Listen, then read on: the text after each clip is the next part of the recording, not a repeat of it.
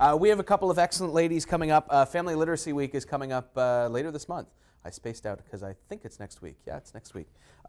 January 22nd to the 27th. You can see them on your screen. It's Krista, Girard, and Catherine Vienneau-LeClair. Thank you so much for joining us. Thank you for having us. Thank you for the invitation. We're very, very, very pleased that you welcomed us to come and to spread the word about the Family Literacy Week events that we have planned for next week. So absolutely. So let's break them down. Let's talk about them. 22nd to the 27th.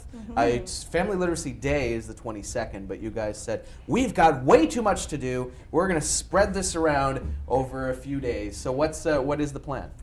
So just to maybe mention that Family Literacy Day is the actual day. The national program has it as January 27th, which is Saturday. Okay. And so on Saturday we have multiple events that are happening. We have events that are happening at the Moncton Library, events that are happening at the Dieppe Family Resource Center. In addition to that, we're also offering events in the Salisbury Library as well. So that's happening on that day. But like you mentioned, there are so many events that we would like to do, and we would, part of our mandate is to try and make sure that all of the rural communities have something as well. And typically, because we don't have a lot of people that have been working on it, it's been limited to maybe the more urban areas. So so that our focus this year has been trying to get the programs and services and the events out to places like Elgin, Port Elgin, Havelock, Memramcook. Forgive me if I forget one of the communities. There are so many that, and we're so pleased to have been able to do that. And we've been only able to do that because of the partnership with the libraries and the various other early years organizations that have been helping us to do that. So. And not only that, but this show also doesn't just go to Moncton, it goes province-wide. So anybody who's listening rural, okay, head on out, go to your public library, and you can check out some awesome stuff next week. Yeah, for sure. So yeah, and it's not happening just in the libraries. So one of the things that we're very pleased about is that we've partnered with schools. So we have it in schools, in the school libraries, in both of the cases. So one of those is in the Port Elgin school. At the Port Elgin School, we have a book hunt that's happening there, and also the Havelock School Library. In addition to that, we have an event happening in Elgin at a church, so a local church. So the communities have been really getting involved with this, which is really, really important for us, because we would never be able to do this if we didn't have the support of these different organizations that are within the communities. So that's one of the things that we're very pleased about. And I also would like to mention too that it's family resource centers, it's family and early childhood, all organizations that are working in the early years.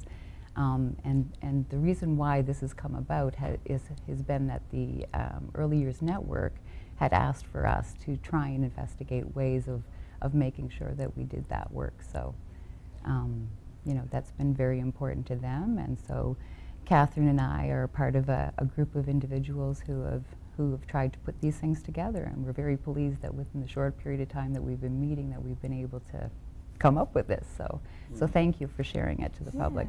So it's not only Talk With Me and the Moncton Public Library, but a host of libraries in the region. We have Family and Early Childhood, MAGMA. Yes, the Multicultural Association of Greater Moncton is involved.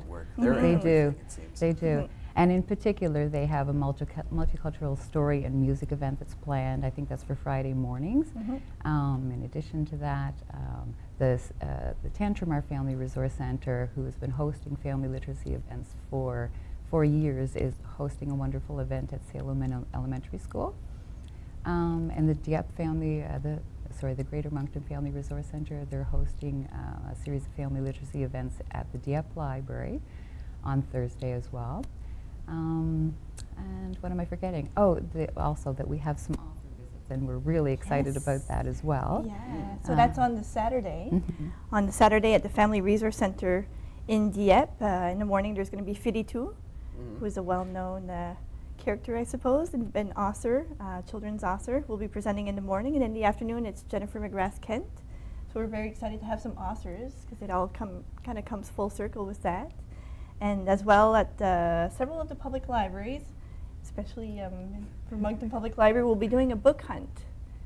So if people want to find out what a book hunt is, how do you go about hunting for books, you should come at one of our book hunts that we're doing next week. Yeah, and one of the things that we're really pleased about is that we were able to secure some funds to be able to provide children with books during these events. So in particular, or I should say specifically, the book hunt.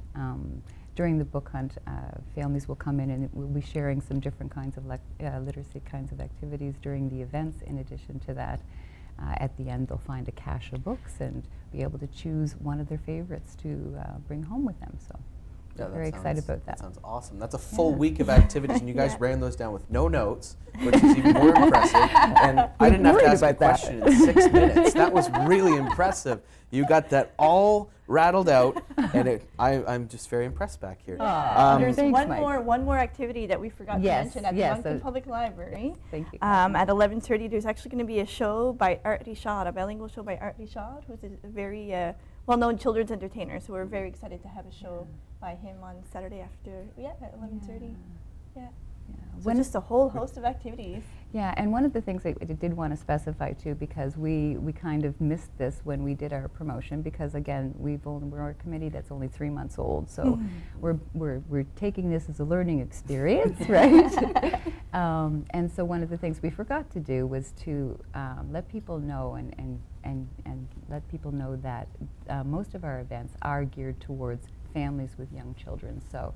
Most of the work that we do and the organizations that are participating in getting these events going are early years organizations.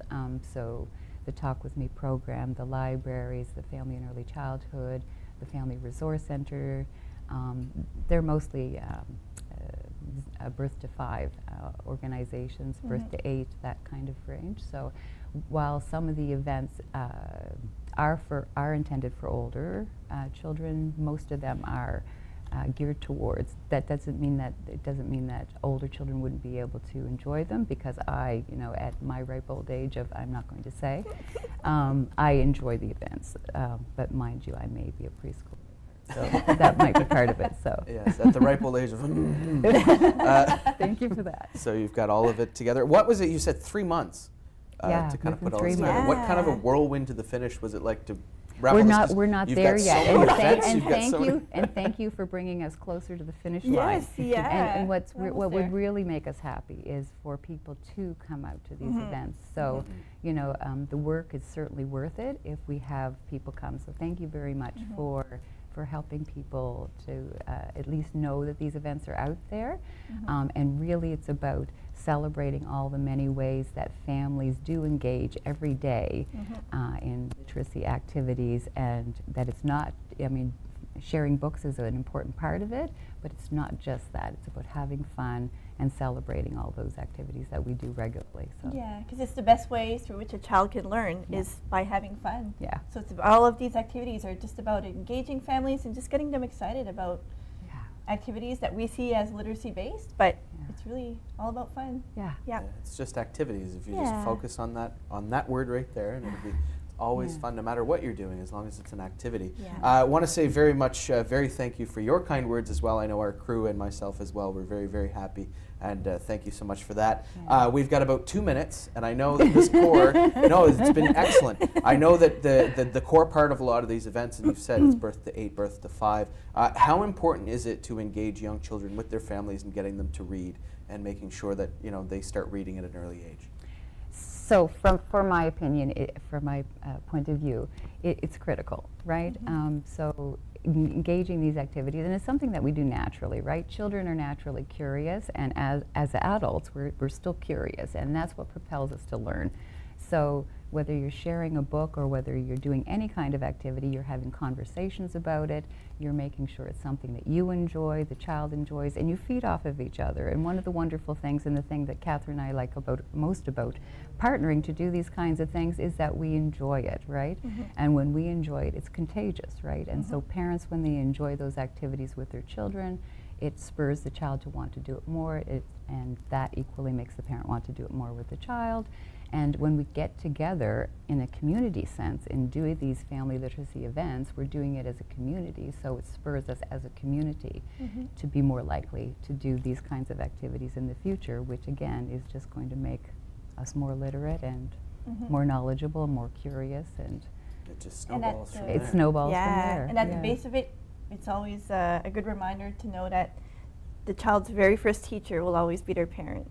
And so if we can give those tools and empower parents as much as possible, then Yes. we're We're setting happy. them up. We're helping and setting them up Doing- for success. Doing everything that you can to make sure that Yeah. they're set up. You know, Yeah. that's all you can do. Krista, Catherine, thank you so much, both of you. That was awesome. So be sure Thank to you, check Mike. out events for Family Literacy Week at a building near you, At a basically. venue near you. Thank you.